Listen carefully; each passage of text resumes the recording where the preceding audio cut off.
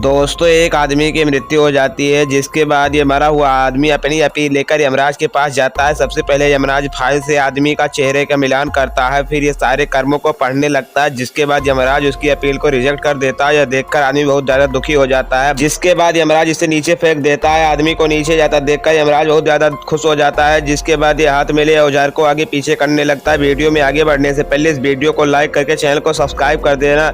जिसके बाद यमराज गलती से नीचे गिर जाता है। इसका पेट बड़ा होने के कारण ये उड़ नहीं पाता, जिसके बाद ये आदमी से मदद मांगने लगता है। फिर ये धोखे से आदमी को नीचे गिरा देता है।